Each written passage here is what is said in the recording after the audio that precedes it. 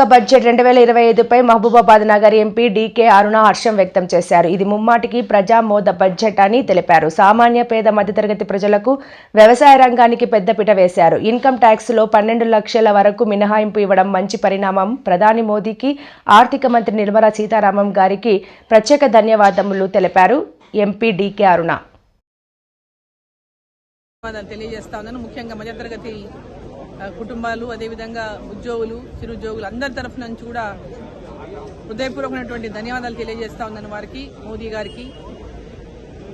ఈరోజు బడ్జెట్లో చాలా బ్రహ్మాండమైనటువంటి బడ్జెట్ మధ్యతరగతి కుటుంబాలకు కానీ, అదేవిధంగా ఉద్యోగాలు, చిన్న ఉద్యోగాలు చేసుకుంటున్నటువంటి మధ్యతరగతి ఉద్యోగాలు చేసినటువంటి వాళ్ళకి కానీ, ఒక ఎంతో కాలం నుంచి ఎదురు చూస్తున్నటువంటి వారికి ఇవాళ పెద్ద ఒక రిలీఫ్ ఈ బడ్జెట్ ద్వారా వాళ్ళకు మధ్యతరగతి కుటుంబాలకు ఇచ్చిందనే చెప్పాలి.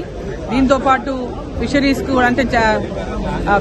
కి అంటే చేపలు పెంచుకునేటువంటి వారికి కూడా పెద్ద ఎత్తున దీంట్లో లబ్ధి చేకూరే విధంగా ఈ బడ్జెట్ లో పెట్టడం జరిగింది.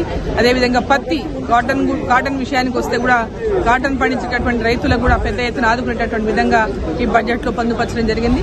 సో ఓవరాల్ గా చూసుకుంటే ఈ బడ్జెట్ లో బ్రహ్మాండంగా అందరూ ఏదైతే ఎదురు చూస్తారో ఇంతకాలంగా ఈ బడ్జెట్ లో ఏదైనా ప్రత్యేకత ఉంటుందా అని మధ్యతరగతి కుటుంబాల వారు, ముఖ్యంగా మధ్యతరగతి కుటుంబాల వారు ఏదైతే ఆశించిండ్రో, ఎన్నో రోజులుగా ఆశిస్తా ఉన్నారో వారి కలలు నెరవేరేటటువంటి విధంగా ఈ రోజు ఈ బడ్జెట్ ఉంది.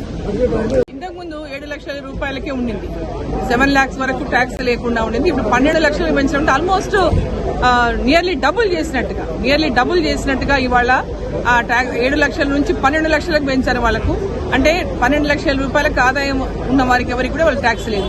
గతంలో 7 లక్షల రూపాయలు ఉన్నంత వరకు మాత్రమే ట్యాక్స్ లేదు. ఇప్పుడు 12 లక్షల రూపాయల వరకు ఆదాయం ఉన్న వారికి ట్యాక్స్ లేదు. అంటే ఈ 5 లక్షల రూపాయలు ఆ కుటుంబ సభ్యులు వారి అనేక పిల్లల చదువుల కోసం గానీ, లేదా ఇతరత్రా గానీ, వారి అవసరాల కోసం గానీ ఉపయోగించుకోవడానికి దీంట్లో పెద్ద ఎత్తున వెసులుబాటు లభించింది. ఇవాళ బడ్జెట్ ప్రవేశపెట్టినటువంటి నిర్మలా సీతారామన్ విధంగా ఈ బడ్జెట్ లో పెట్టడం జరిగింది. అదేవిధంగా పత్తి, కాటన్ విషయానికి వస్తే కూడా కాటన్ పండించేటటువంటి రైతులకు కూడా పెద్ద ఎత్తున ఆదుకునేటటువంటి విధంగా ఈ బడ్జెట్ లో పొందుపరచడం జరిగింది.